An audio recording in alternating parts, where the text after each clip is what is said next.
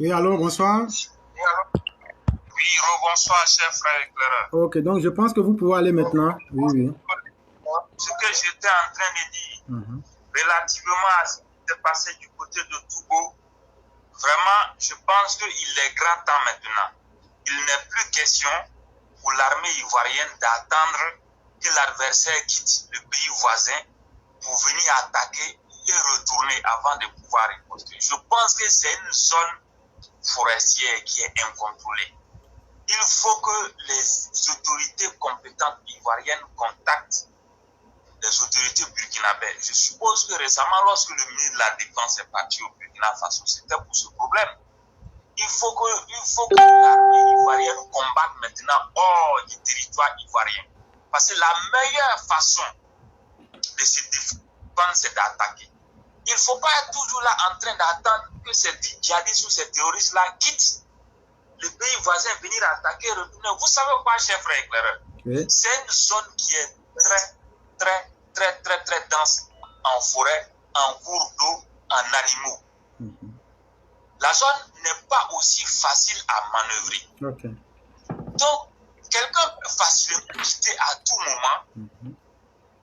dans un campement ou bien dans une forêt, venir commettre des bêtises en territoire ivoirien et puis retourner. Et c'est à cela que nous assistons. Mhm. Moi, j'ai eu à échanger avec des amis qui sont dans l'armée. Mais bon, souvent on me dit des choses, mais on ne peut pas tout me dire. La réalité, c'est que c'est ça. Ils quittent un territoire voisin pour venir commettre des bêtises et ils retournent. Donc, il ne faut pas que l'armée ivoirienne se contente d'attendre à tout moment qu'on vienne les attaquer avant de pouvoir réagir. Effectivement. Ils ont la technologie militaire. Je l'ai dit. Ils ne peuvent pas rester là en train de dire des choses. On est sur la place, il y a des choses qu'ils ne doivent pas dire. Mhm. Ils ont la technologie militaire, qu'on utilise la technologie militaire à bon escient pour aller combattre un territoire voisin. Mhm. Si le voisin n'arrive pas à assurer la défense ou bien la sécurité, on ne va pas être toujours là en train de subir les assauts terroristes. Non, ce n'est pas rassurant. Je vous dis, tous ces indices-là d'attaque, ce n'est pas du tout rassurant, cher frère. Ce n'est pas rassurant. En moins d'un an, il y a eu combien d'attaques là? Il y a eu au moins 3 attaques à Kafalo. Il y a eu l'attaque à chose, le camp d'Abobo. Il y a eu l'attaque, il y a eu une nouvelle attaque encore hier. Ça, c'est pas intéressant. Et je vous dis, certains sont infiltrés sur le territoire. Hier, je crois, on en a parlé. J'avais dit, du côté de Kafalo, du côté de Man, Biancouma, la frontière ouest, du côté de Tengrela, il faut regarder. Même du côté de Bouna, là-bas, c'est des zones qui sont difficiles à manœuvrer. Et encore, même à Trècheville, Boaké, à Bobo, je crois qu'il faut fouiller minutieusement. Il faut que les gens fouillent. Il y a des choses qui ne sont pas claires. Il y a des choses qui ne sont pas trop claires. Il faut qu'on y mette de l'ordre. Vraiment, moi, je souhaite que les choses se passent ainsi. Il faut que maintenant, on aille combattre un territoire voisin. Puisque c'est la broussaille, ce n'est pas habité en tant que tel, c'est la broussaille. Si on utilise la technologie militaire, on peut détecter où ces gens-là vivent. Chaque fois subi, ce n'est pas rassurant. Ce n'est pas du tout rassurant.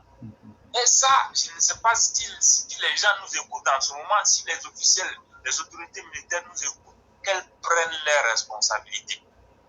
Le recrutement qui a été annoncé, je reviens là-dessus encore, il faut prendre les hommes qu'il faut.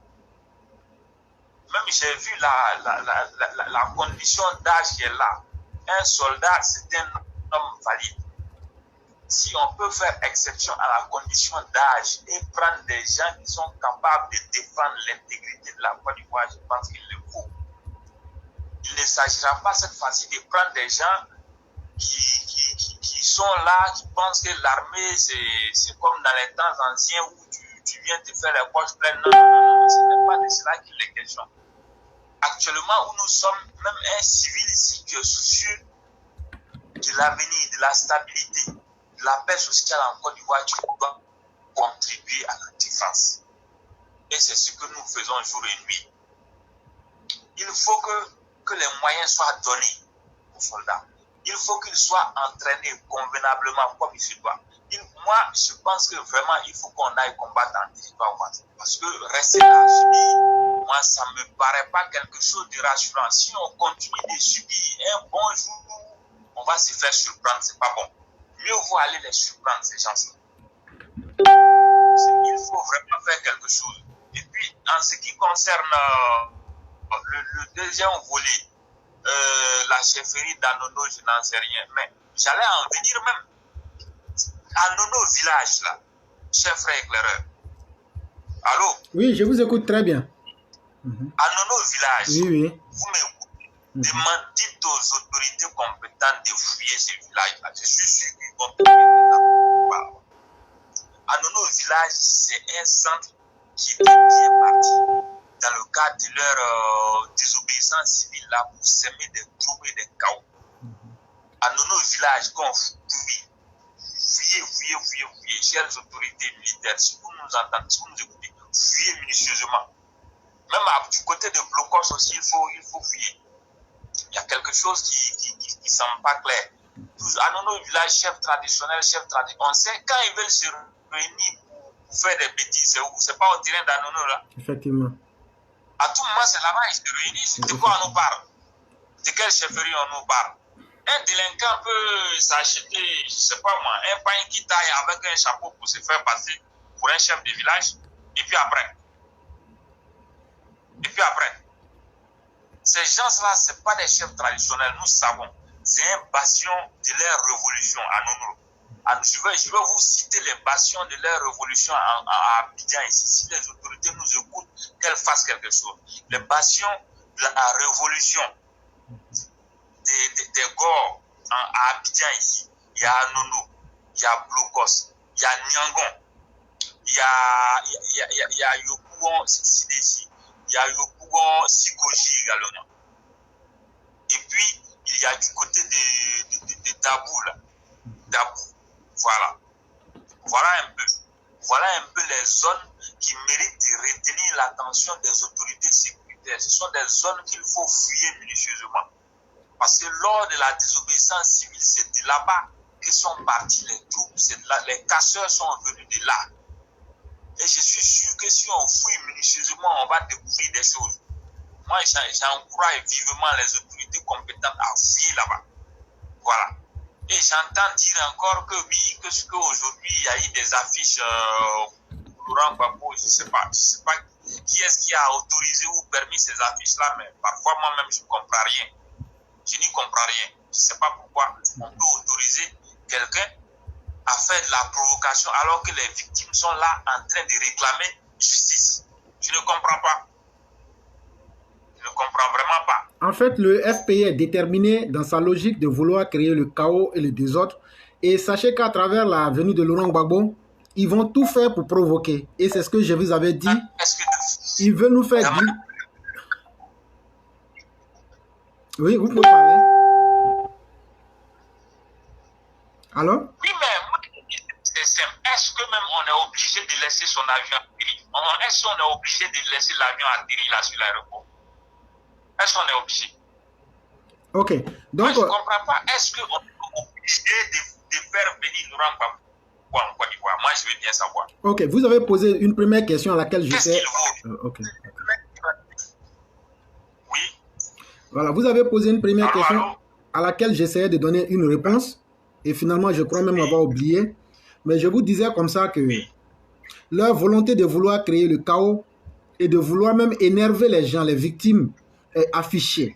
Et surtout pousser les autorités sur le terrain des droits de l'homme en faisant croire que les autorités, ils ont été victimes des autorités policières et militaires.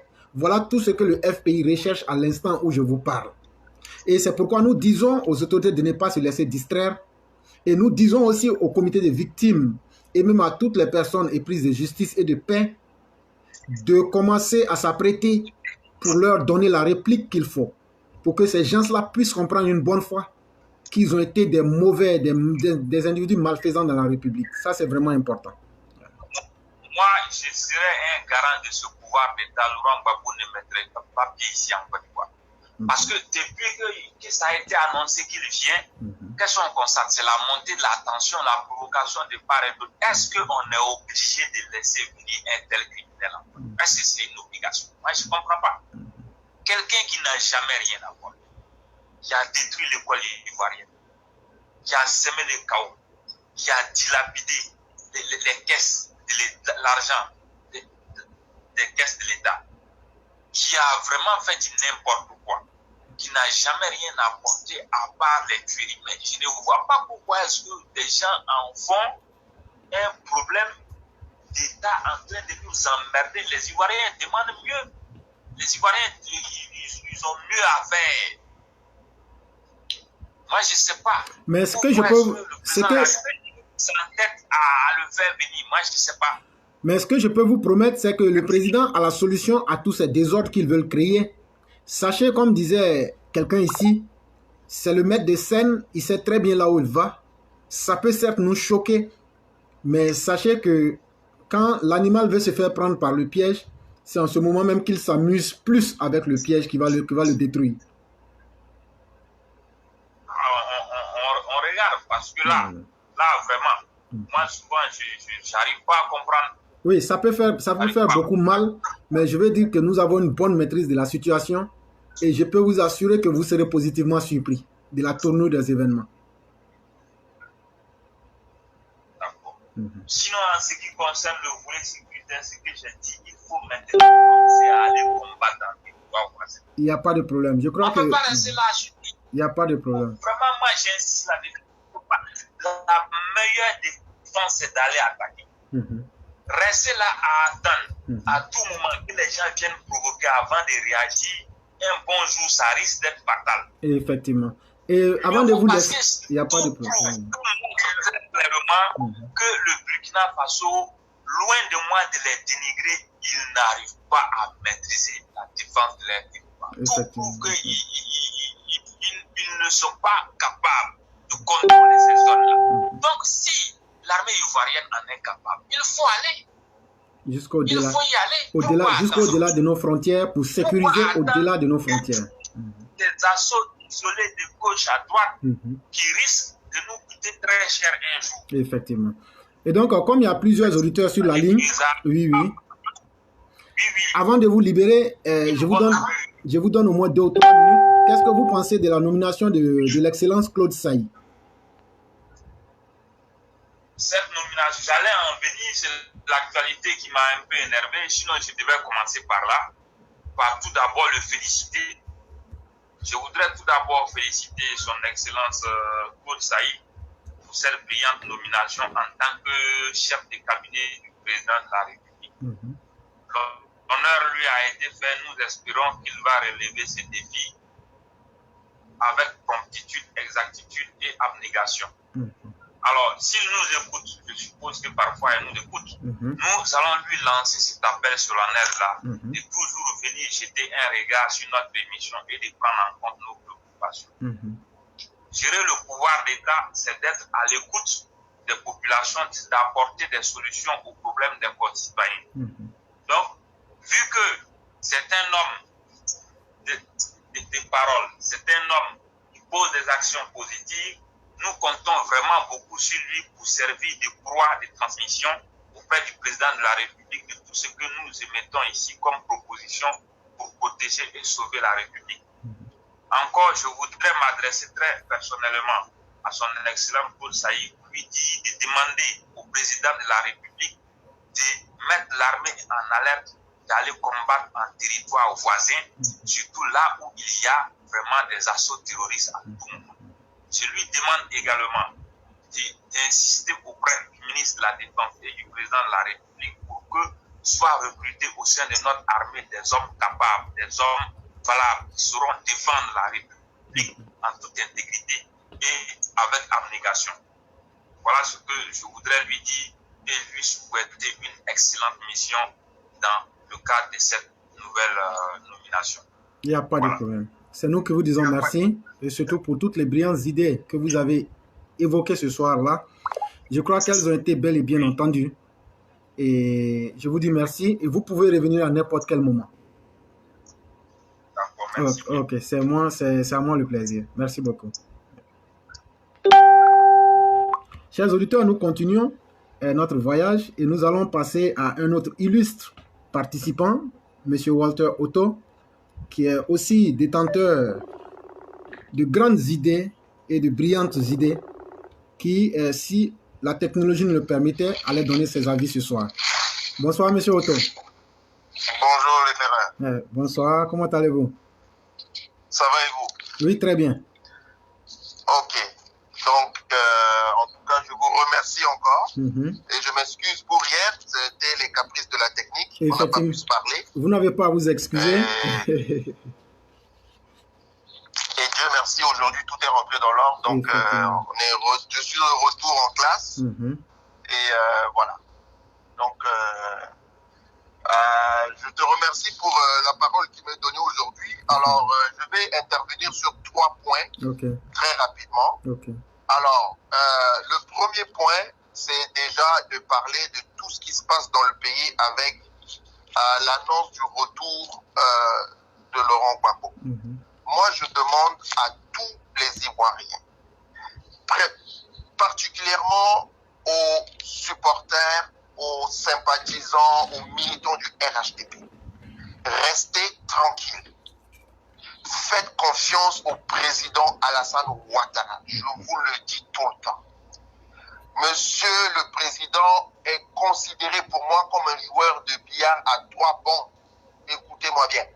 À chaque fois qu'il pose une action, vous voyez la première action. Mais cherchez à voir la 3e action qui est derrière. L'annonce du retour du président Gbagbo est une chose. Les préparatifs sont une autre chose. Mais le vrai but derrière pour le président est autre chose que vous et nous ne voyons pas encore. Mais vous serez surpris avec le sourire jusqu'aux oreilles. Effectivement. Je dis toujours, souvenez-vous de octobre 2020. On pensait que le soleil n'allait jamais se lever. Effectivement. Heureusement, vous voyez, le soleil s'est levé combien de fois jusqu'à aujourd'hui? Plus de 1000 fois. Restez tranquille. Au sujet de l'actualité courante d'aujourd'hui, l'attaque d'hier à Togo, je demande à la population de faire confiance au président, encore une fois, et de féliciter les forces de défense qui sont sur le terrain.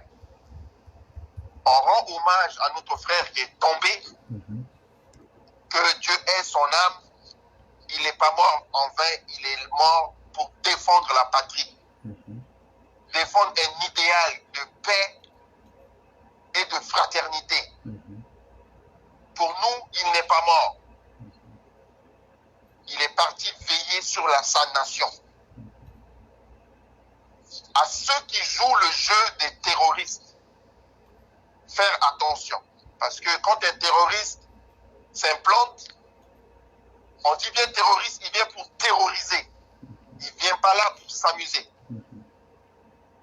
Que celui qui lui a tendu la main ou pas, pour lui, ça fait un même sujet. Il traite de la même façon, avec la terreur. On connaît ce qui se passe chez Boko Haram, au Nigeria. Donc, à tout cela, revenez dans la République, combattez le terrorisme ensemble, même si vous n'aimez pas le président. Mais c'est de votre vie qu'il s'agit. Voilà ce que je peux dire sur l'attaque d'aujourd'hui. Et restez tranquille, le pays est géré, le président est au four et au moulin. Il a juré qu'il va défendre l'intégrité du territoire jusqu'à la fin de sa mission. Donc soyez convaincus, faites-lui confiance comme moi. Demain, s'il me dit de sauter du 20e étage, je vais sauter. Donc, monsieur le président, continuez votre travail. Force au chef d'état-major, force aux soldats sur le terrain et à tous les patriotes, les amis de la Côte d'Ivoire qui aident sur le terrain. Mon 3e point aujourd'hui, et c'est le plus important, chers élèves de la classe, chers tous et toutes qui m'écoutez, on vient tous les soirs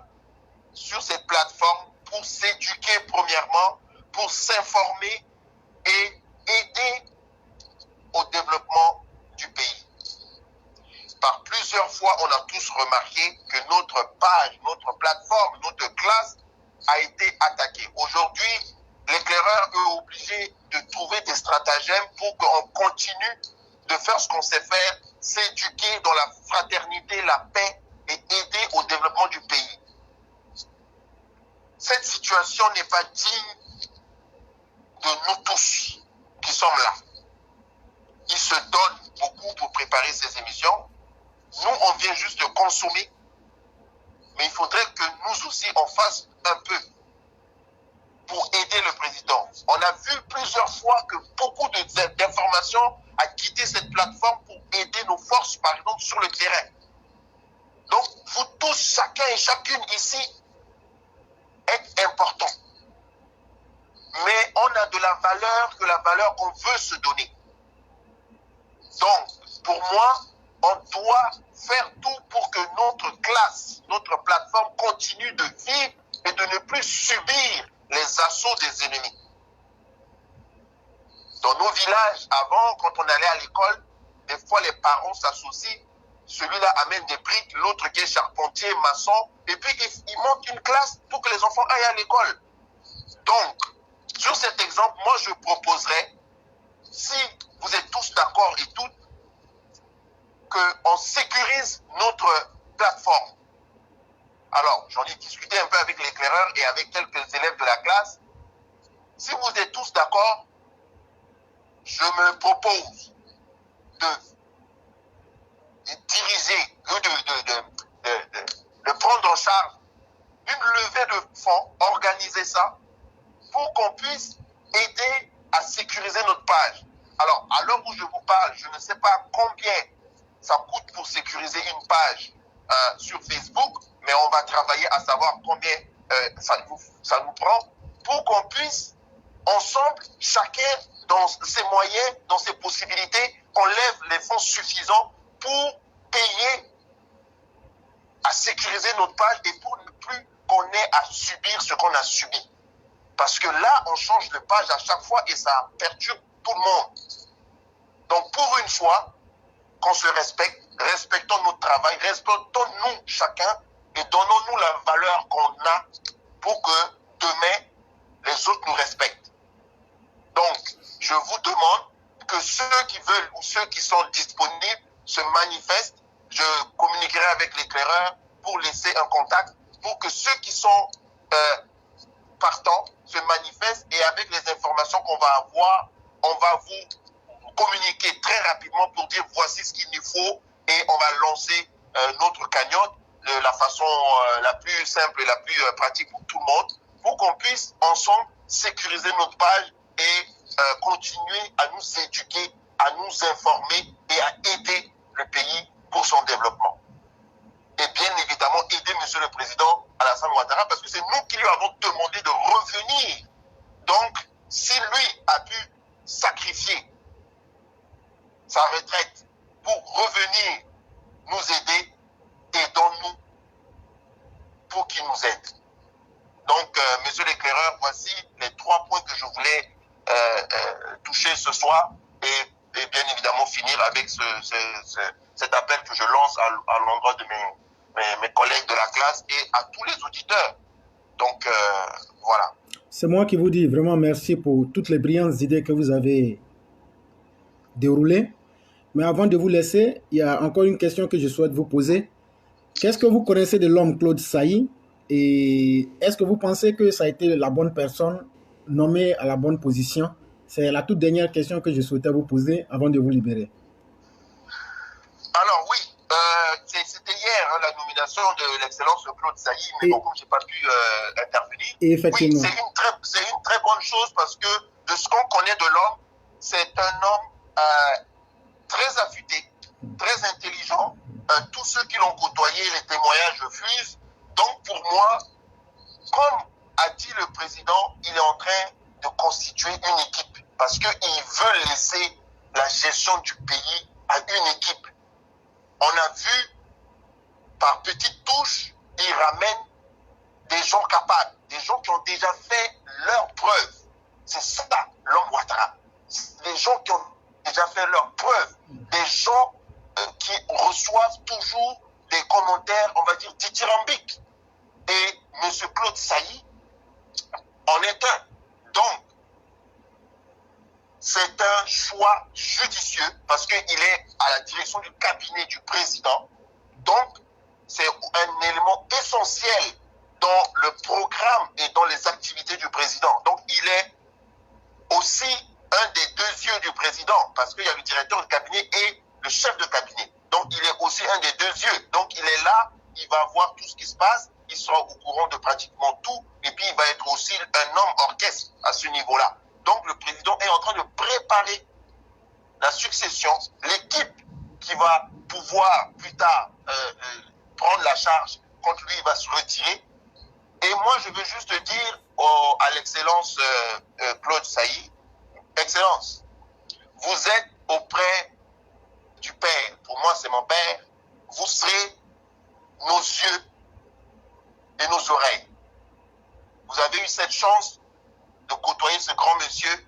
Nous, vos frères, petits frères qui sont ici, on attend de vous que vous nous retournez, vous fassiez rejaillir sur nous l'expérience que vous aurez appris avec ce grand homme. On n'aura pas tous la chance de le côtoyer comme vous, mais on s'attend à ce que vous reveniez vers nous et que vous propagez l'enseignement, l'éducation que vous aurez eu de ce grand homme. Donc, voilà ce que j'avais à ajouter et puis je lui souhaite un bon vent et puis dans sa nouvelle fonction. Vraiment, merci, M. Otto. C'est tout le plaisir qui a été pour nous de vous avoir ici. Et merci d'avoir partagé vos brillantes idées avec nous. Surtout, je vous souhaite une très bonne soirée et bien des choses à toute la famille. Merci. Okay. Merci et bonsoir à toute la famille. À vous pareillement, merci bien. Okay. Et donc, chers auditeurs, nous allons continuer avec notre frère, M. Kofi, qui hier certainement nous parlait des attaques exactement comme s'il était un voyant et nous avait indiqué que probablement des attaques auraient lieu et de façon spectaculaire dans la nuit. Vous avez vu ce qui s'est passé. M. Kofi a été là pendant près de 30 minutes. Je ne sais pas si nous allons pouvoir l'avoir, mais c'est une bonne chose.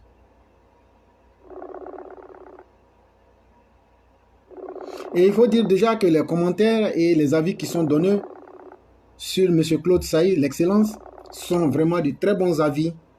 Et les gens voient en lui un homme d'expérience, muni d'une grande intelligence, un vrai pédagogue et même un visionnaire éclairé, comme le grand chef, c'est-à-dire le Pygmalion, le président de la République.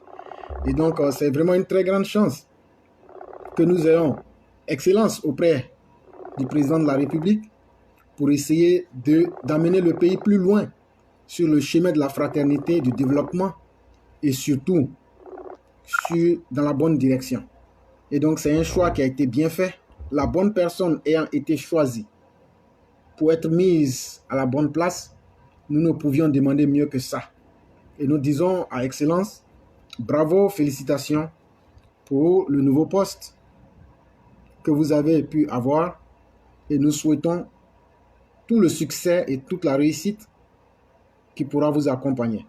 Et donc, chers auditeurs, nous continuons. C'est vrai que c'est dans des conditions assez difficiles. Mais ceux qui veulent appeler, vous pouvez appeler directement à partir de la page bis. Et donc, hier, effectivement, le chef de la classe m'a fait cas de ce que M. Otto venait d'évoquer. Et donc, tout dépendrait des élèves de la classe. Et comme ça, en privé, j'ai eu à dire au chef de la classe que personnellement, s'il doit avoir des levées de fonds, il se porterait garant de montrer la voie indiquée. L'éclaireur ne pourrait pas se porter directement garant pour que si les choses doivent se faire, l'éclaireur voudrait que ce soit fait. Et c'est vraiment important pour moi. Et donc, tous ceux qui sentent qu'ils ont des idées ou des propositions, ou bien même cette levée de fonds-là, vous pouvez contacter directement le chef de classe. Et le chef de classe se fera fort de vous indiquer la meilleure méthode à suivre.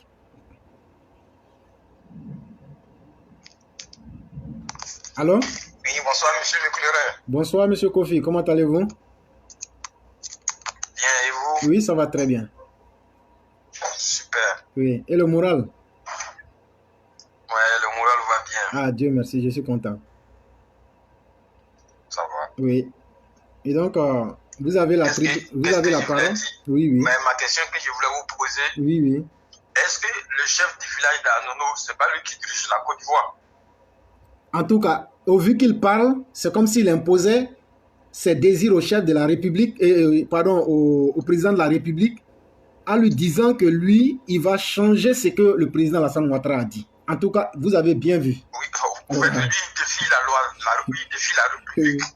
Mais c'est un militant qui vous parle et c'est un militant extrémiste. C'est un extrémiste qui vous parle. Et sachez que ce monsieur même détient une poudrière à Anono. Ce monsieur-là détient une poudrière à Anono. Et nous disons au gouvernement et aux forces de renseignement... Si vous le savez, c'est que l'État de la Côte d'Ivoire savent pourquoi ils ne vont pas l'arrêter. Non. Un chef du village n'est pas un président de la République. Non, mais un chef du village qui s'érige en chef guerrier, qui s'érige même en chef milicien, voyez-vous que les événements sont en train de démontrer et de mettre à nu tous les brigands et tous les bandits. Aujourd'hui, la sortie de ce monsieur-là démontre bien que c'est un mercenaire, un militant et même un guerrier qui cherche plutôt à tuer les Ivoiriens. Parce que de tout ce qu'il a dit, il n'y a rien d'honorable et de respectueux en ce qu'il a dit. Et lui-même, il a parlé sans savoir qui il est. Et c'est malheureux. C'est malheureux. Mais je dis que si la République nous entend, à travers les institutions, je demande que dès demain matin, ce monsieur-là soit pris et entendu. Et qu'il dise réellement si ce qu'il dit pour inciter à la violence et au désordre en Côte d'Ivoire, si ça vient de lui, ou bien si c'est parce qu'il a reçu des sommes de EDS à travers Laurent Gbagbo et autres pour qu'il puisse faire cette déclaration-là. Il faut que sincèrement les services de renseignement interpellent ce monsieur-là demain pour lui demander clairement sa position et pour lui demander quelles sont ses motivations en essayant de faire sortir les gens pour créer la violence, pour lancer des messages de défi contre le gouvernement. Nous disons que les responsables de sécurité doivent prendre leurs responsabilités pour l'écouter. Parce que souvenez-vous qu'à Nono, en octobre, ce coin-là a été un point rouge où il y a eu des armes qui ont servi et qui allaient détruire des vies et les vies de nos soldats. C'est encore quand Kémy Séba est arrivé à Abidjan, lorsqu'il disait c'est ce même chef-là qu'il était caché. Et donc vous comprenez directement la volonté de ce monsieur-là qui est plutôt un militant extrémiste qui déteste le régime en place, surtout le président de la République, et qui est ancré dans une vengeance de vouloir créer le chaos. Voilà tout ce qu'il recherche. D'accord, je voulais vraiment savoir, est-ce que vraiment Laurent Gbagbo viendra le 17? Quel que soit le jour où il viendra, chers frères, moi je vous le dis, le pouvoir a les moyens de se faire respecter. C'est nous, on tombe dans les émotions. Il n'y aura personne qui sortira, chers frères. Je vous l'ai déjà dit, ne vous inquiétez pas. Tous ceux qui veulent parler, leurs désirs ne seront pas réalisés. Mais ce qui se réalisera, c'est ce que l'éclaireur vous dit, c'est ce que le gouvernement de la Côte d'Ivoire vous dit. Le gouvernement de la Côte d'Ivoire a bien signifié que ça sera un accueil qui sera au restreint.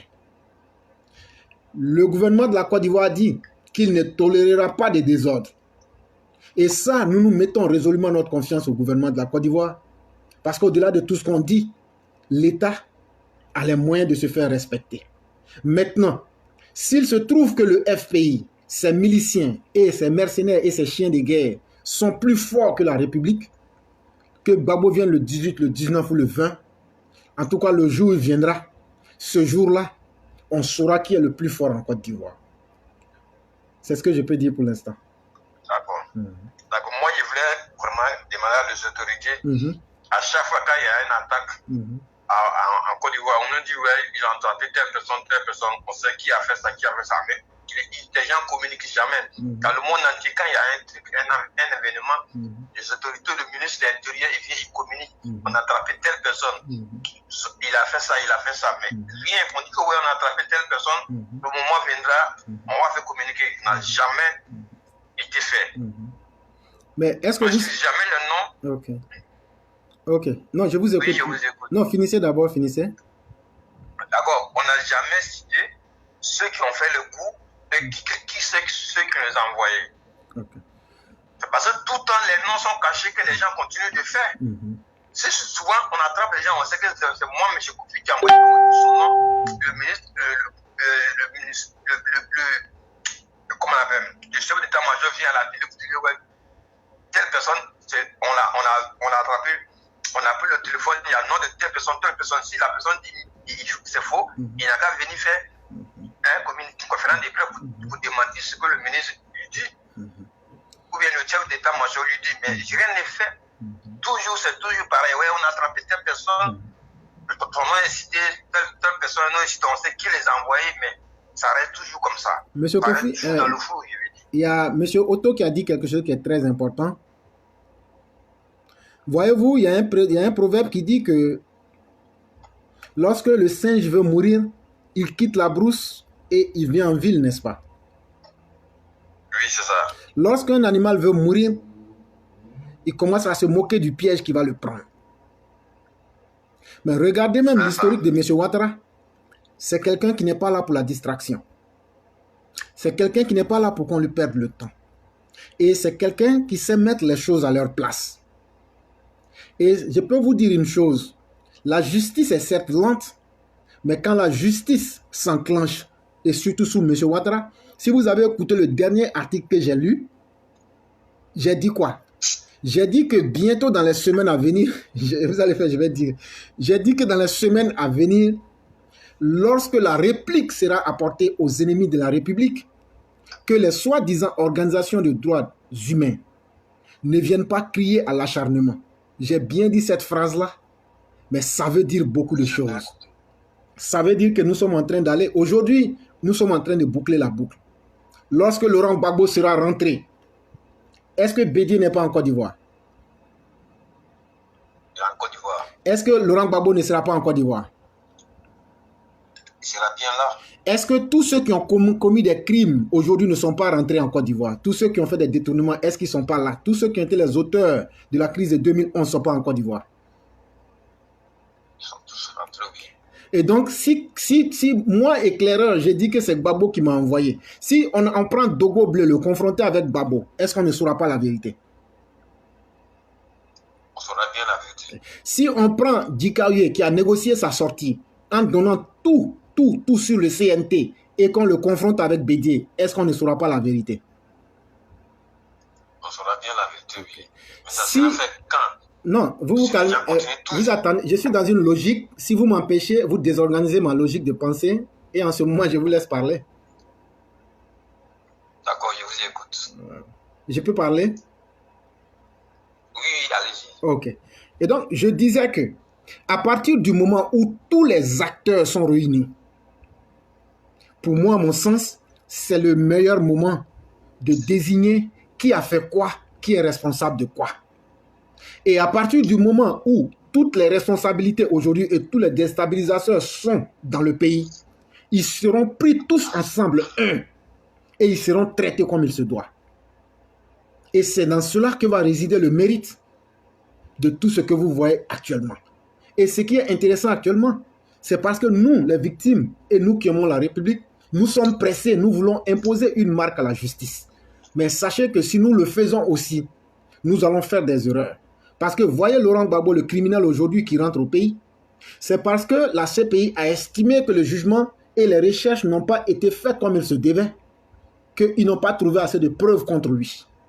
Et si aujourd'hui, c'est vrai que nous sommes les victimes, nous tombons dans le même chemin pour dire on veut vite aller avec les choses, on veut vite voir les criminels en cage, il y a beaucoup de vérités qui seront cachées, M. Kofi, et demain ces mêmes criminels viendront dire non, en fait ce n'était pas moi, mais c'est moi. Il y aura une confrontation.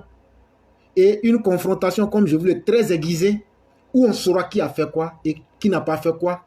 Et les vrais responsables seront traités comme il se doit. C'est ce que je peux vous dire.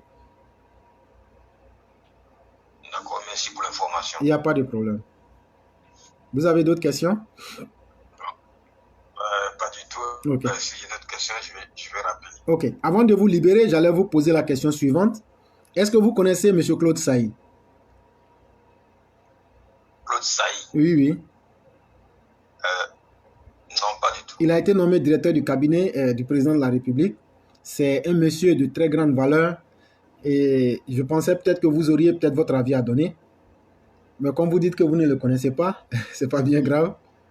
Et donc, vous pouvez quand même lui souhaiter quand même une très bonne chance et puis bonne réussite pour sa nouvelle nomination. Pour moi, je lui souhaite beaucoup de chance et qu'il fasse beaucoup de choses.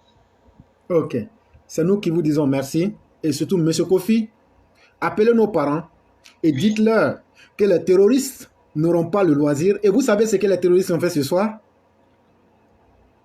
Non. Pour se moquer des populations qu'ils ont tuées à Solane au Burkina, ils viennent faire un communiqué pour dire qu'ils présentent, pour dire qu'ils sont de cœur avec les populations. Ah bon? Et donc, vous voyez, tandis qu'en Côte d'Ivoire, nous avons pu les mater comme il se devait. Et il y a eu 0 civil mort. Et un de nos soldats est tombé, certes. Mais ce que je veux vous dire, dites à nos parents que tant que Alassane Ouattara est le président... Excuse-moi, il y a d'autres superartifices qui disent qu'il y a 2. Bon, vous dites qu'il y a 1. Bon, on ne sait pas. Chers frères, ce que je vous dis, faites-moi confiance. Oui. On ne tombe pas dans les émotions. D'accord. Tous ceux qui parlent, je ne veux pas tomber dans l'arrogance. Ils n'ont pas plus d'informations que moi. Mais il faut être intelligent dans ce que tu fais. Ce sont nos frères, nos sœurs qui sont sur le front. Et si nous voulons tomber dans les émotions pour penser que nous sommes dans un film western, on va mettre leur vie en danger. Et donc, il y a des informations qu'on ne donne pas. Mais ce que je peux vous dire, si les terroristes avaient réussi, ils auraient présenté leurs excuses à la population parce qu'ils auraient tué nos populations et ils auraient fait la même bêtise de présenter leurs excuses à la population. Mais c'est pour vous dire que l'armée de Côte d'Ivoire a pu se faire respecter en empêchant que ne serait-ce qu'un civil meure. Et pour moi, c'est déjà une grande victoire de l'armée et du peuple de la Côte d'Ivoire à travers son chef et le commandant Alassane Ouattara. La deuxième chose que j'allais vous signaler, c'est que vous, moi et tous ceux qui sont là, et notre émission, faisons tout pour que le peuple sache que ce qui est la vérité. Et la vérité, c'est qu'ils seront protégés. La vérité, c'est que la Côte d'Ivoire actuellement, pour ceux qui ne savent pas, la Côte d'Ivoire est la prunelle des yeux de toutes les institutions financières mondiales.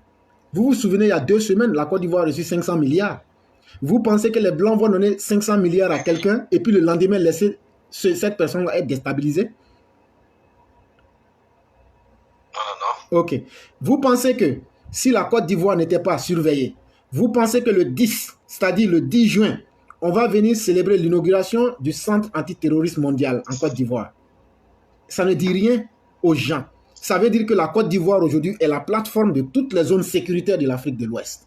Et la Côte d'Ivoire ne peut pas tomber. Et je vais terminer pour vous dire ceci. Sachez que les terroristes, ce qu'ils veulent réaliser, ils ne le réussiront pas. Mais pourquoi ils ne le réussiront pas? Parce qu'ils veulent s'attaquer à l'armée la plus puissante et la plus efficace de l'Afrique francophone. Est-ce que vous savez que ça, c'est l'armée de Côte d'Ivoire?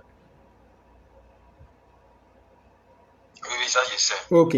Et donc, si vous savez ça déjà, ça veut dire que ceux qui veulent s'amuser, s'amusent avec leur vie. Et c'est ce que nos troupes leur ont montré.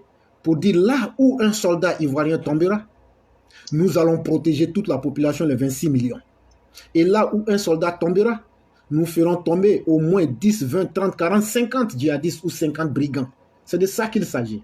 Mais par humilité et par stratégie, nous ne voulons pas communiquer sur ça. Parce que demain, les mêmes organisations soi-disant de l'homme viendraient dire « Vous n'avez pas respecté les droits des prisonniers ». Alors que quand ils viennent tuer la population, ils ne viennent pas en tant que des individus en conflit avec la loi, mais ils viennent en tant que des tueurs et des mercenaires. Et donc, c'est de ça qu'il s'agit. Et donc, l'armée est en train de faire son travail et l'armée est en train de bien réussir son travail. Et nous demandons même au ministre de la Sécurité de négocier avec son collègue du Burkina et du Mali et de ne même pas s'arrêter les opérations qu'ils nous permettent de...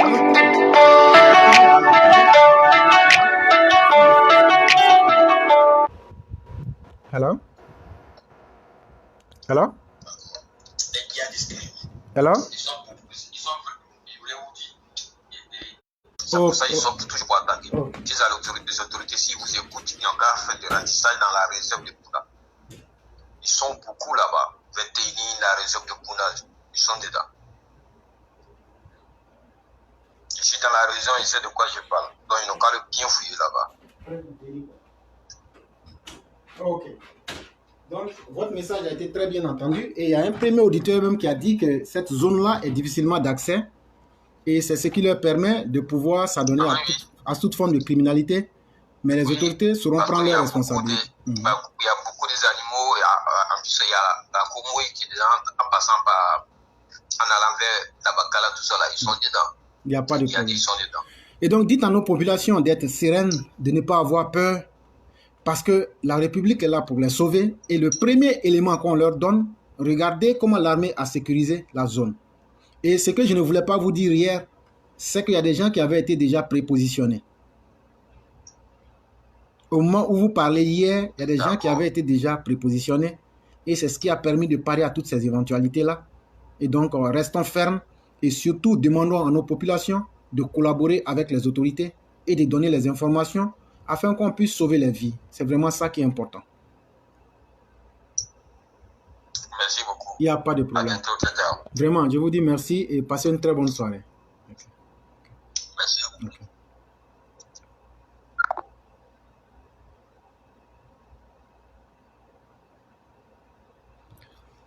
Donc, chers auditeurs, nous continuons toujours. Il y a M. Walter qui dit « Je vois dire de faire confiance au président Ado. Il a une méthode que si vous la connaissez et comprenez, rien de ce qui arrive ne peut vous surprendre ni vous décevoir. C'est aussi clair et c'est évident. L'émission devient de plus en plus intéressante. Encore, l'éclaireur est trop au top, disait Kone Rahim. Et il y a notre mère et sœur bien-aimée Fiona qui disait « Il faudra fermer les frontières Côte d'Ivoire-Ghana, surtout une fois qu'ils seront pris la main dans le sac. » Fiona, ne dites pas tout. Tout sera très bien fait. Et ça, je vous assure que d'ici quelques semaines, nous serons ici en train de nous réjouir. Et c'est ce que M. Walter Otto a dit. Le plan Ouattara, et malheureusement, je me vois en train de dire quelque chose. Sachez que le président Alassane ne trace jamais un seul plan. Le président Ouattara, quand vous le voyez en face d'une situation, il a au moins toujours 2, 3, 4, 5 stratégies. Et tout ce qui arrive aujourd'hui, sachez que dans les jours, dans les semaines à venir, vous serez les plus heureux parce que tout ce que vous voyez, les petits coqs égarés de l'opposition, je vous dis le 17, personne ne pourra sortir en Côte d'Ivoire. Ça, je vous assure. Et le 17 passera comme s'il n'y a jamais rien eu. Parce qu'en réalité, celui dont les gens parlent n'a jamais été quelqu'un dans sa vie. Il n'a été qu'un individu calamiteux qui a toujours pu obtenir tout ce qu'il voulait de façon calamiteuse. Et donc, c'est quelqu'un dont l'arrivée passera inaperçue. Pour nous, c'est ce qui est le plus important. Et concernant la nomination d'Excellence Claude Sailly, il y a un de nos frères qui donnait son avis. Et sachez que c'est un peu difficile puisque ça avance vite. Et qui disait ceci, M. Claude Sailly a été une pièce maîtresse du ministère de l'Intérieur sous Ambak. Ça, c'est l'affirmation d'un de nos frères. Et effectivement, ce que le frère dit, c'est évidemment bien vrai. Et vous voyez combien de fois il a pu, je parle de M. Claude Sailly, bien structurer le ministère de l'Intérieur et faire tout le grand travail qui a été fait. Et vous voyez que même durant les élections, le ministère de l'Intérieur a été une plateforme qui a beaucoup aidé à la sécurisation même du pays et a contribué à la paix en Côte d'Ivoire. Et c'est ce qui est important. Et c'est quelqu'un qui laisse des traces, mais des traces positives. C'est quelqu'un, je parle de M. Claude Sailly toujours, c'est quelqu'un qui, là où il passe, il sait transformer la boue en or. Et quand je dis ça, certains me demanderont s'il est alchimiste. Oui, alchimiste de l'esprit humain. Il sait faire des grandes choses. Et moi, je suis tellement content de cette nomination pour la simple et bonne raison que si M. Claude Sailly, Excellence, est auprès du président, je suis sûr que le président est déjà éclairé, mais il sera encore plus éclairé à cause de l'humilité de ce monsieur. Son humilité, son humanisme même force beaucoup de respect et surtout beaucoup de considération à son égard. Et c'est vraiment une bonne nomination. Comme disait quelqu'un, la bonne personne à la bonne place, on ne peut s'attendre qu'aux grands résultats et aux meilleurs résultats. Et là, on a MK Maurice Kanaté qui nous dit « Monsieur l'éclaireur, le mutisme de l'opposition m'intrigue. Pas un mot de compassion pour la République. J'ai l'impression qu'ils ne sont pas étrangers à ces faits. » Mais monsieur MK, c'est ce que nous disions. Le criminel ne peut pas venir condamner lui-même ses actions. Parce que mentalement même et psychologiquement, ça ne passe pas. Mais ce qui les énerve en fait, c'est que chaque fois qu'ils font des intrigues, ils échouent. Et quand ils échouent, ils ne peuvent pas être contents. Quelqu'un qui n'est pas content, parce que leur souhait, tout le monde le connaît, leur souhait, c'est que la République puisse se mettre en genoux et qu'à défaut eux-mêmes de pouvoir diriger, puissent s'asseoir et rire de la bonne gestion du président Ouattara et être content du malheur de la population. Et c'est malheureux. Voilà des gens qui s'estiment être des politiciens. Et je dirais même que quand on veut être devant un peuple, c'est pour aspirer au bonheur de ce peuple-là. Comment vous voulez que des djihadistes attaquent votre population? Vous ne faites pas de déclaration. Vous payez des gens en entrée pour venir attaquer la République. Vous ne pouvez pas faire de déclaration pour vous excuser. Et chaque jour, chaque semaine, c'est cette opposition que vous voyez en train de toujours trouver une nouvelle stratégie du mal. Malheureusement, c'est ça, c'est qu'ils ont choisi. Mais il y a aussi un temps où toute chose vient à prendre une fin. Et je crois que nous sommes en train d'aller vers la fin de toutes les manigances de l'opposition. Et certainement, lorsque le temps, comme je l'ai dit dans l'analyse de ce soir, le temps de payer le prix de ce qu'ils ont sémé, de récolter ce qu'ils ont sémé, que personne ne vienne crier à l'acharnement.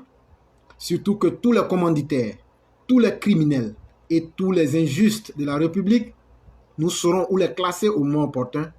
Je crois qu'il faut laisser le chef de l'État faire ce qu'il a à faire. Et ça, je l'ai toujours dit, et Dieu merci jusque-là, nos prévisions ont toujours été comme ce que nous souhaitions.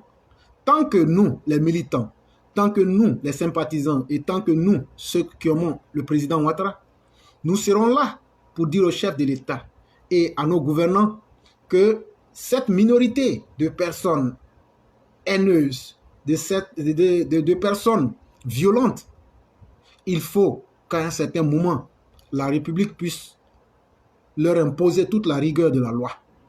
Je crois qu'il est temps, parce que les frustrations commencent à grandir et on en est même à se demander pourquoi tant de facilité à ces personnes-là qui ne veulent pas prendre conscience.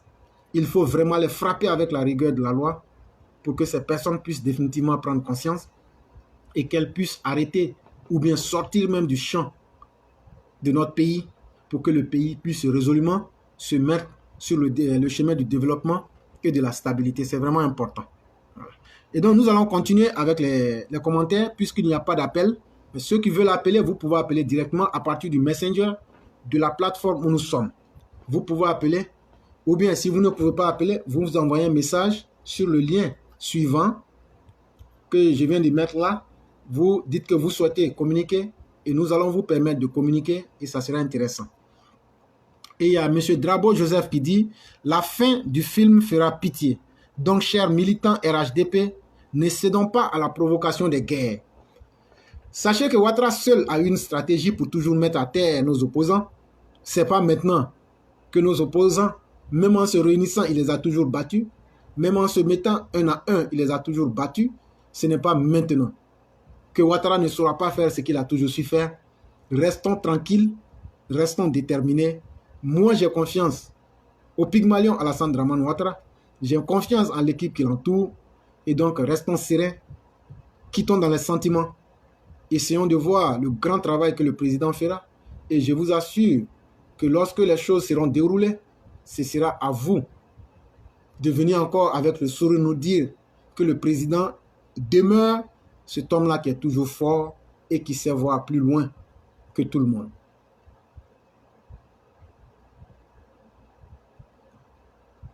Ok. Et donc, nous continuons toujours avec notre émission. Et comme je le disais, ceux qui souhaitent parler, vous pouvez toujours continuer à appeler. Et s'il n'y a pratiquement personne à appeler, dans pratiquement 10 minutes, nous allons fermer l'émission pour permettre aux uns et aux autres de pouvoir quand même se reposer. Mais nous vous disons merci pour toute la disponibilité dont vous faites preuve. Et surtout, vous voyez les conditions dans lesquelles nos émissions sont difficilement. On arrive à les faire. Mais sachez que cela ne peut pas avoir de l'impact sur notre détermination. Parce que, dit-on, à cœur vaillant, rien d'impossible. Et il y a notre mère Solange qui dit ceci: c'est plutôt au président Alassane Ouattara qu'on doit décerner le prix Nobel de la paix et de la stratégie. Ce que vous dites est vrai. Mais sachez que déjà le prix Nobel de la paix de M. Ouattara, ce sont ses militants. Parce que combien de fois a-t-on demandé aux militants de ne pas céder à la violence? Parce que M. Ouattara lui-même est déjà même un symbole de la paix. Regardez combien de fois il pardonne. Sinon, si M. Ouattara nous donne l'ordre de traiter le problème de l'opposition ivoirienne et même du djihadisme du Côte d'Ivoire, à travers moi seul, éclaireur, moi je vous donne. Quand l'éclaireur parle, l'éclaireur ce n'est pas une seule personne. L'éclaireur, c'est des milliers de personnes. Et je dis bien, à travers l'éclaireur seul et ceux qui ont confiance en l'éclaireur, parce que l'éclaireur a confiance au président, moi seul, j'ai la capacité. Je vous donne 6 heures du temps pour pacifier le pays en traitant tous ces individus, des rebelles, des brigands, des mercenaires et ces djihadistes-là. À commencer, l'opposition inclut là-dedans. Tous ceux qui montreront leurs yeux, nous avons la possibilité de les traiter en 6 heures du temps. Et quand je dis que l'éclaireur n'est pas une personne, ne vous amusez pas. C'est de la vérité que je vous dis. Et quand je dis les grains, ne pensez pas que ce sont les grains où les gens vont boire du thé. Ça veut dire que ce sont des milliers de personnes qui sont prêtes et qui disent: éclaireur, qu'est-ce qu'on doit faire? Voilà la réalité que je vous évoque. Et si vous êtes garçon, le 17, 18, 19, 20 ou le 16, que quelqu'un sorte pour dire: je vais accueillir Laurent Gbagbo. Il n'y a pas 2 aéroports à Abidjan. Quand tu iras sur la route de l'aéroport, tu comprendras qu'il y a 1000 l'eau dans Coco. Ça, c'est aussi simple que ça. Et nous ne demandons pas à la République ou aux forces de l'ordre de se salir les mains. Mais les civils même, à travers les victimes et les personnes éprises de paix, nous allons imposer la loi du respect de l'état de droit que le gouvernement s'acharne à faire respecter, mais que des inconscients de la République, des individus de piètre qualité morale, intellectuelle, ne peuvent respecter.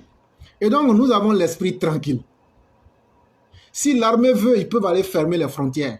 Éclaireur seul, je vous jure devant Dieu, que l'éclaireur seul, avec toutes ces personnes, des milliers de personnes qui sont stationnées, je ne suis pas là à Abidjan pour aller faire du tourisme.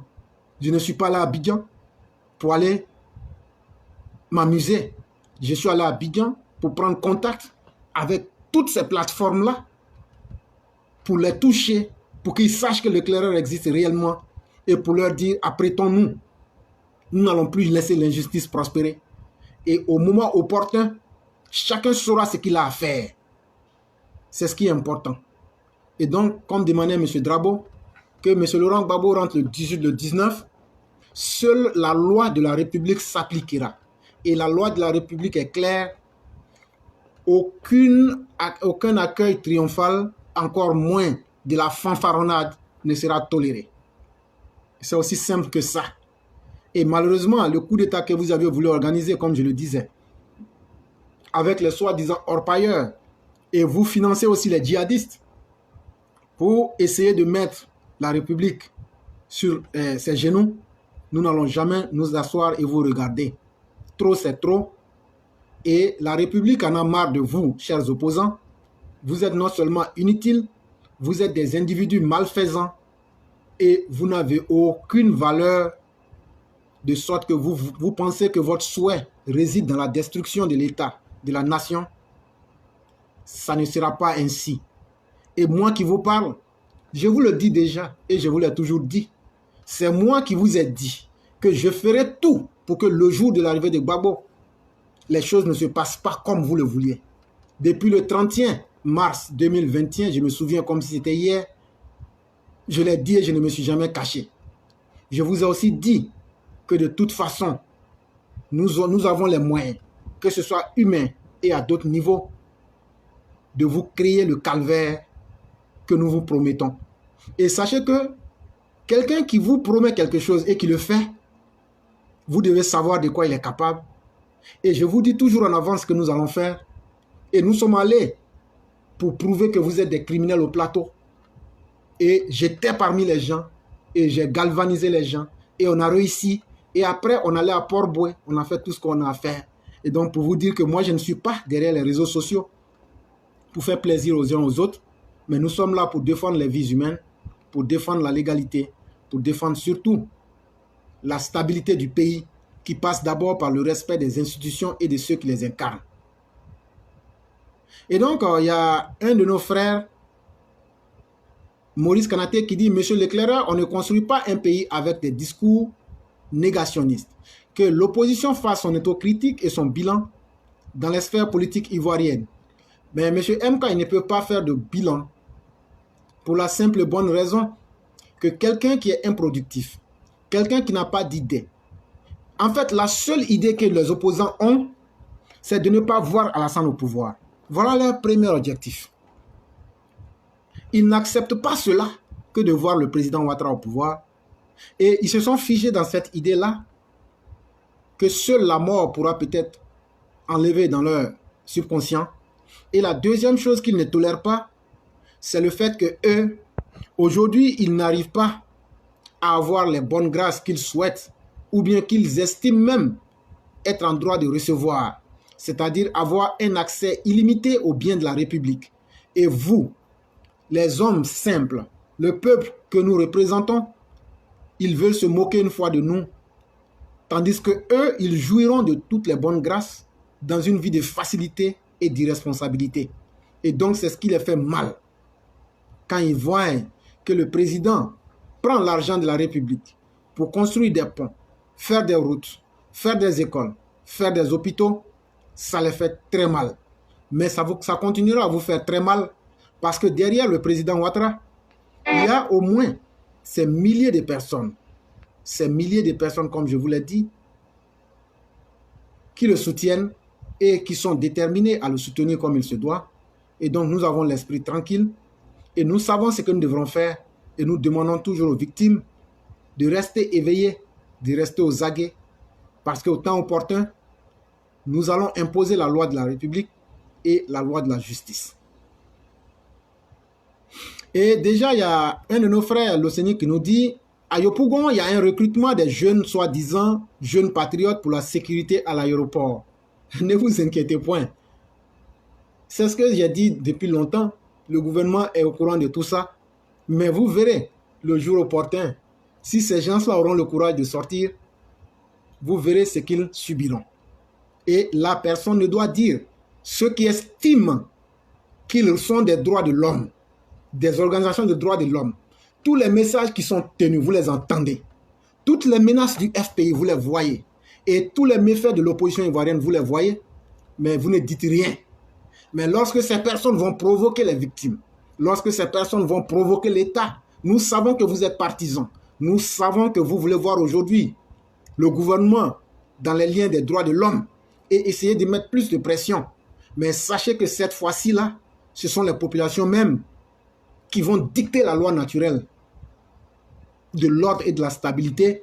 Et comme ça, on verra bien qui vous allez accuser de quoi que ce soit. Le gouvernement n'aura pas cette fois-ci, ou bien les forces de l'ordre n'auront pas de mots à dire. Parce que nous-mêmes, les militants, de façon spontanée, par milliers, par millions, comme je l'ai dit, si on voit ces brigands, ces mercenaires et ces désœuvrés sortir, on va les mater correctement dans chaque quartier. Et nous aussi, nous avons prépositionné nos hommes partout dans tous les quartiers. Et donc, depuis pratiquement un bon moment, on essaye de faire le monitoring de toutes leurs actions. Et au moment opportun, nous saurons comment réagir. Et donc, si les associations de droits de l'homme veulent assister à des bilans macabres, à des bilans de médecins après la mort ou de pompiers après l'incendie, qu'ils s'amusent avec les populations de la Côte d'Ivoire, qu'il s'amuse avec les victimes qui se comptent par millions, les victimes de M. Laurent Gbagbo. Cette fois-ci, nous aurons la possibilité de nous faire entendre et ça sera la meilleure occasion pour chacun de connaître sa place et son poids une bonne fois pour toutes. Il y a Moumouni qui dit « Le Prado est un modèle politique, le Prado est un visionnaire éclairé, le Prado est un guide et un espoir pour nous. » Ça, c'est chose bien dit. Et il y a Drabo qui dit « J'ai confiance au président, il est calme, mais il travaille dans le noir et ils vont échouer. » C'est évident. Il y a M. Otto qui dit « Pour moi, le Prado a dépassé le titre de prix Nobel. Il faut le canoniser de son vivant. » Et effectivement, c'est ce que je disais. C'est un monsieur qui est au-delà de toutes les considérations humaines pour ce qu'il a déjà fait et ce qu'il continue de faire. Pour nous, le prix Nobel de la paix, c'est ceux qui veulent se donner de l'auditoire. M. Ouattara a déjà tout réussi dans sa vie. Mais sachez que nos opposants, c'est comme des têtes de chiens. Ils aboient, mais quand le moment d'arriver aux actions véritables arriveront, il n'aura rien.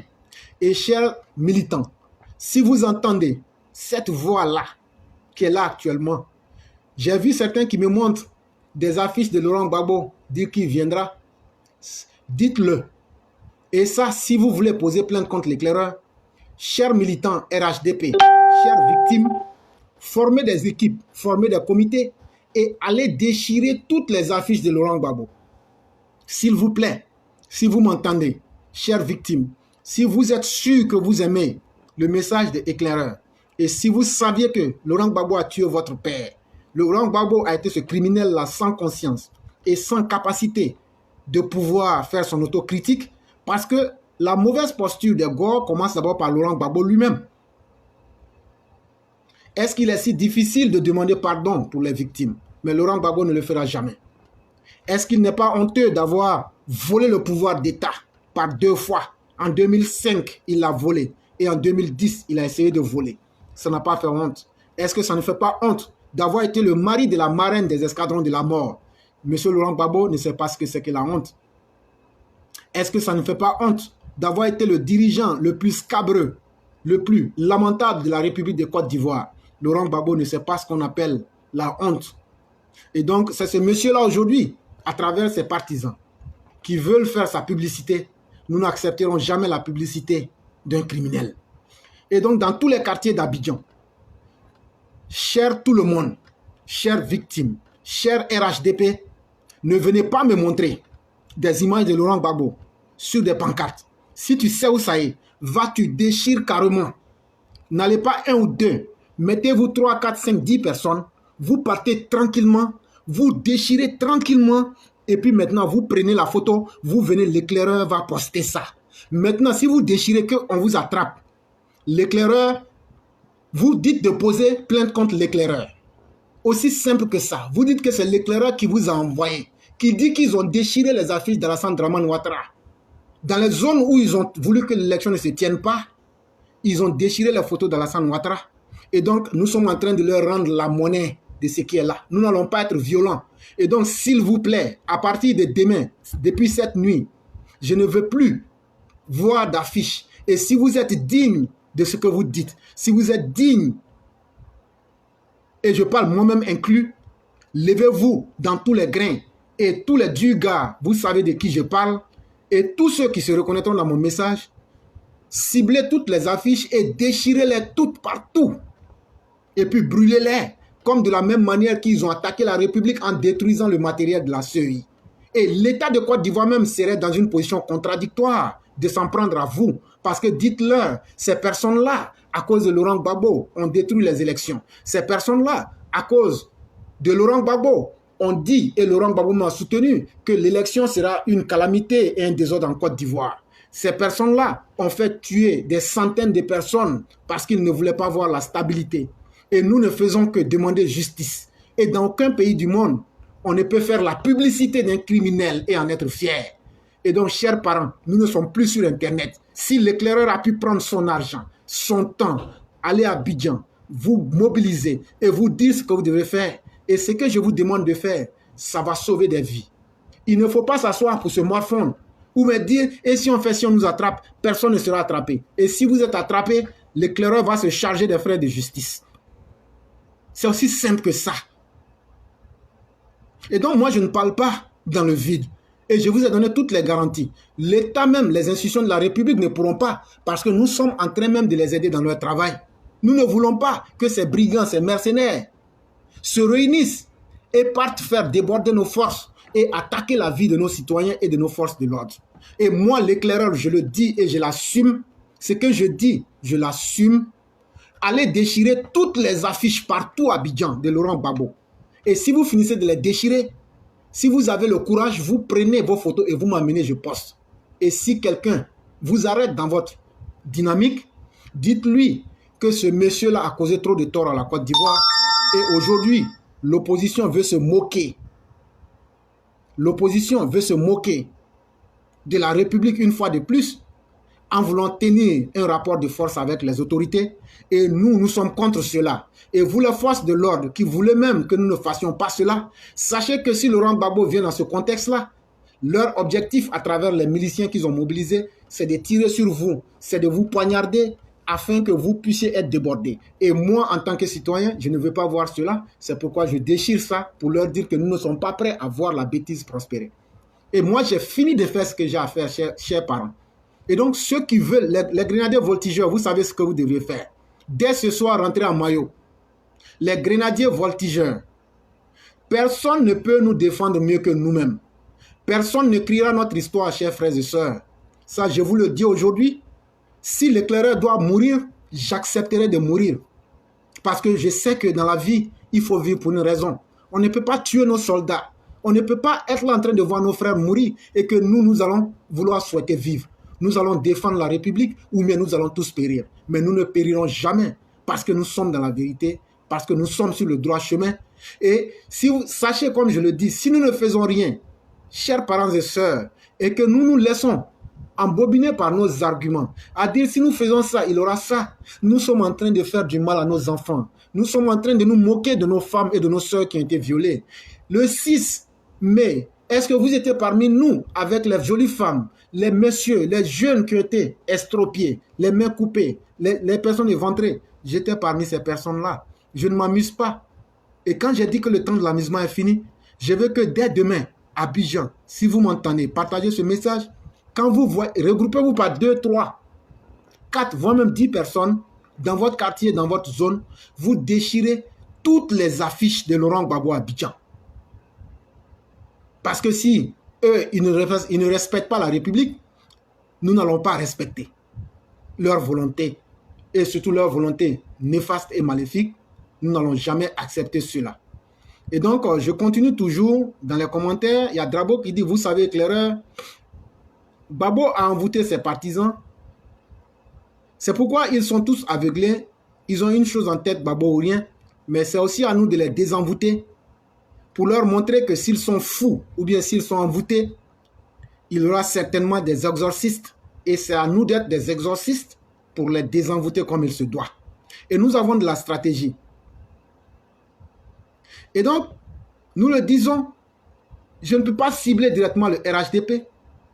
Mais je vous dis que si tu es véritablement RHDP, et là maintenant, je dis RDR même, je dis bien RDR, Rassemblement des Républicains, tu sais ce que c'est que grenadier voltigeur, tu sais ce que c'est que les grains, tu sais ce que tu sais, parce que tu m'entends, faites ce que vous avez à faire. En tout cas, à Abidjan, déchirez toutes les pancartes de Laurent Gbagbo jusqu'à demain midi. Il faut qu'on nous dise que dans la ville, toutes les pancartes de Laurent Gbagbo ont disparu. Ça sera déjà un bon signal parce que si nous nous taisons et que nous les regardons, la violence ne fera que monter des cycles et ça va les conforter dans leur position et ils vont prendre plus confiance. Et c'est ce que je vous avais dit. Vous voyez qu'ils sont en train de monter en stratégie. Ils ont collecté de l'argent durant cette semaine-là, depuis le vendredi. Ils sont en train de payer des jeunes miliciens et des personnes violentes qui vont s'attaquer à nos forces de l'ordre. Et comment voulez-vous que nous nous asseyons et que nous regardions cela? L'éclaireur ne saurait se taire. L'éclaireur prend ses responsabilités. Et si ces personnes-là pensent que ce que j'ai fait est mauvais, ils peuvent poser plainte contre moi et je retournerai en Côte d'Ivoire pour aller m'expliquer. Parce que je sais que je veux sauver des vies. Je veux sauver la stabilité qui est chère au président de la République. Et je ne peux pas m'asseoir en tant qu'individu. En tant qu'un individu. avec un sens de réflexion et de la dignité humaine, regardez quelqu'un dans aucun pays sérieux, le criminel, le bourreau, venir se moquer et narguer les victimes, narguer les institutions de la République et se moquer royalement du peuple. Trop, c'est trop. Et donc, chers partisans, chère population, prenez vos responsabilités.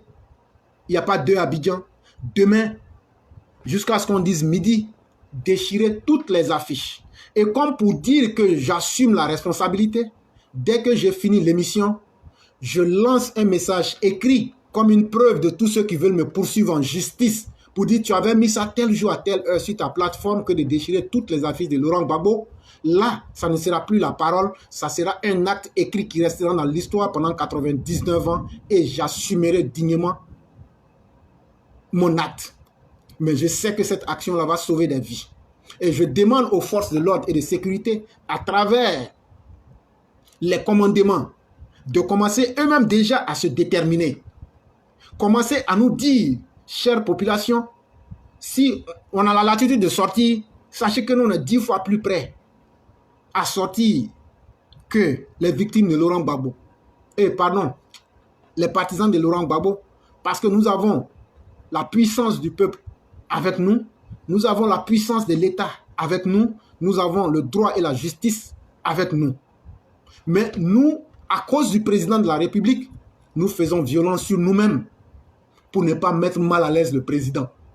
Mais, cher Pygmalion, monsieur le président de la République, cette fois-ci, je serai désolé, nous n'allons pas pouvoir rester tranquilles.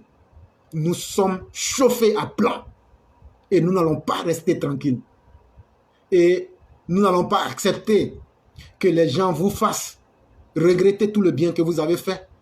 Nous allons, avec nos moyens, nous ne sommes personne, c'est vrai, mais nous allons, avec nos moyens, notre détermination, cette fois-ci uniquement, cher président, là je vais te tutoyer comme un vrai père. Et je suis ton fils qui te parle maintenant. Cher père,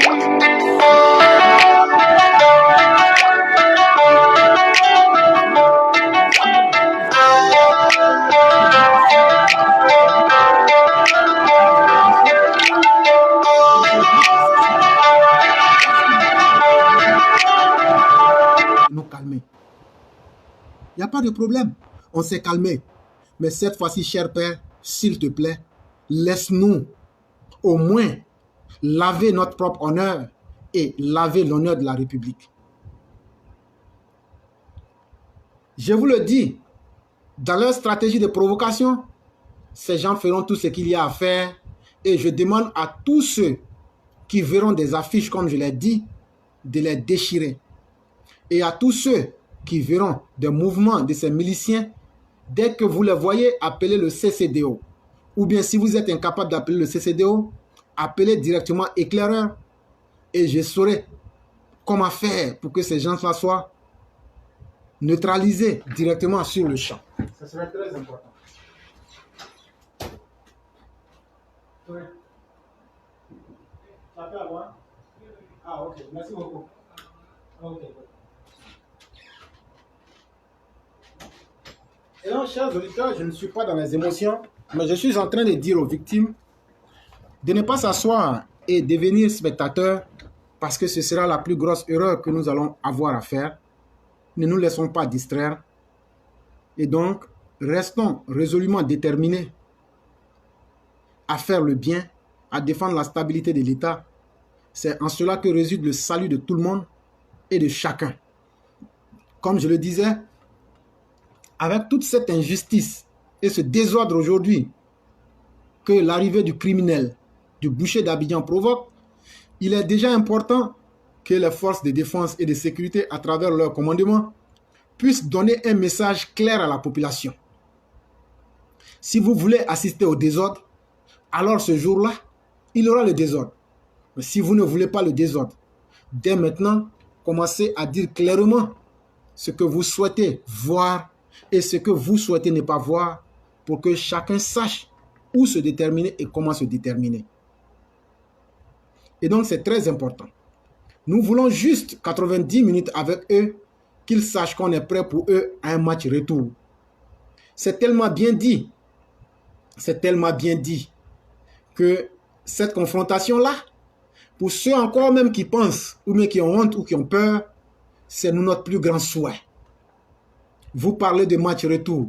Ah non, non. Vous parlez de match retour. Sachez que nous-mêmes, nous souhaitons cela vivement. Et je crois qu'après ce match retour-là, définitivement, vous saurez de quoi il est question. Mais ce jour-là, votre Laurent Gbagbo partira en morceaux. Votre Laurent Gbagbo, nous n'allons pas nous limiter à vos militants. Sachez que ce jour-là, nos militants savent déjà où vous vivez. Nos militants savent où vos leaders se trouveront. Ce que vous avez fait à Bogadoudou, vous aurez la même réplique. Ce que vous avez fait au général Gay, vous aurez la récolte de ce que vous avez sémé. Ce que vous avez fait aux milliers de personnes que vous avez tuées, vous aurez la réplique de ce que vous avez fait. Et donc, nous sommes là et nous n'attendons qu'un argument. Nous n'attendons qu'un seul argument de votre côté. Et nous allons vous déployer toute la force de la violence qui est dans notre cœur et qui sommeille en nous comme un volcan. Ce que je vous dis, ce n'est pas un message pour vous effrayer, mais c'est un message réel que je vous dis. Les hommes ne sont pas dans la parole. Et celui qui parle s'appelle éclaireur pro-vérité. Et donc, le message, il est clair, il est limpide, et j'assume, et je le dis très bien, j'assume ce que je dis, parce que je veux voir la stabilité dans la Côte d'Ivoire, je veux voir le développement et les populations en profiter comme il se doit. Et donc, c'est de ça aussi qu'il s'agit. Et donc, nous sommes à l'écoute, partout, restons éveillés pour faire ce que nous avons à faire, c'est ça le plus important. Ne soyons pas des spectateurs dans l'histoire de l'humanité et surtout dans notre propre histoire, dans notre propre pays. Voilà. En Côte d'Ivoire, la carte d'identité n'a qu'une seule couleur, le passeport n'a qu'une seule couleur et les humains n'ont qu'une seule couleur.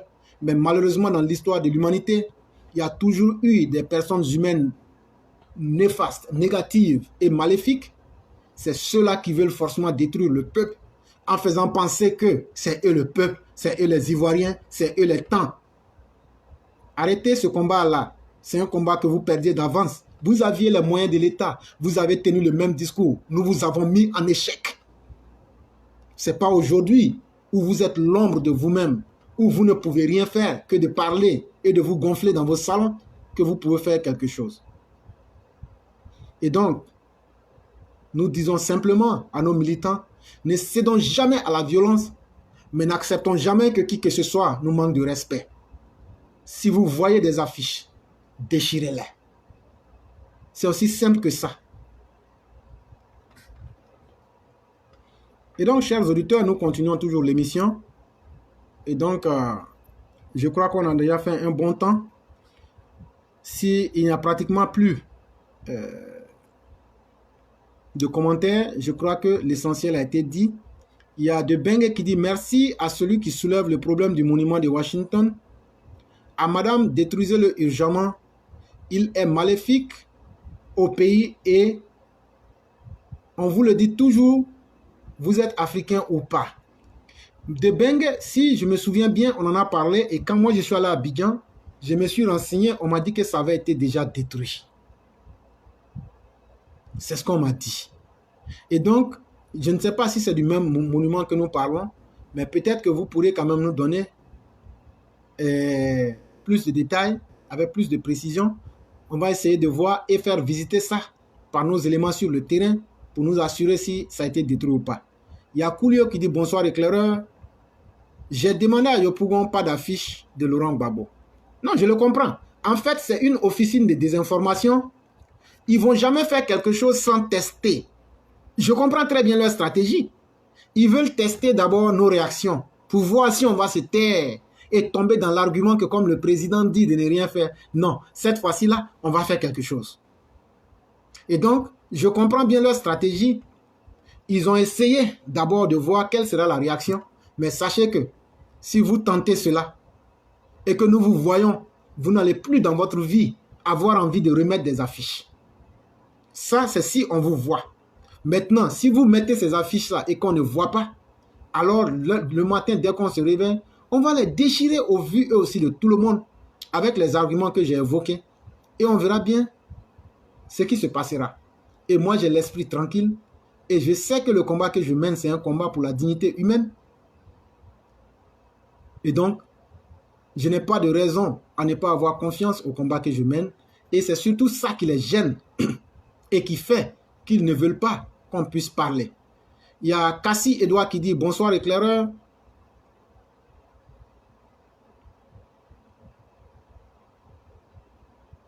Il y a Kwasi qui dit « Bonsoir éclaireur, je pense qu'il faut secouer les gorges pour les déstabiliser. » Effectivement, c'est ce que nous essayons de faire et nous disons à nos militants de s'investir le maximum possible. Et quand je dis militants, je parle des militants des droits de l'homme, je parle des militants de la justice et de la fraternité humaine. C'est de ça qu'il s'agit.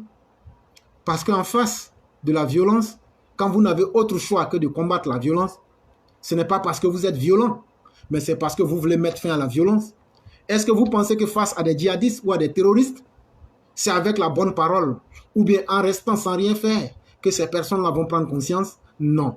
Et il en est ainsi de même pour le FPI. C'est des gens qu'il faut combattre avec une violence supérieure à ce qu'eux-mêmes veulent démontrer pour qu'ils comprennent qu'il y a plus violent que eux, pour qu'ils comprennent une bonne fois qu'il y a des vraies victimes en Côte d'Ivoire et ça dans tous les camps et de tous les côtés. Et c'est l'ensemble de toutes les victimes qui leur disent Laurent Gbagbo doit rentrer en catimini. Et Laurent Gbagbo rentrera en catimini. C'est de ça qu'il s'agit. Il n'y a pas deux options. En tout cas, s'il veut rentrer, il doit rentrer en catimini. Et il y a Marion qui dit merci beaucoup Clara pour ce que vous faites pour sauver des vies humaines. Marion, c'est aussi vous.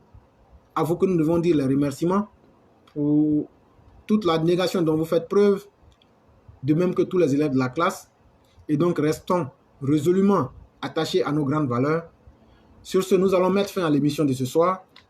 On a déjà dit l'essentiel, mais le vrai travail, c'est sur le terrain. Que tous nos militants se réveillent et les populations du Nord, sachez que nous sommes avec vous. Sachez que l'État de la Côte d'Ivoire est avec vous.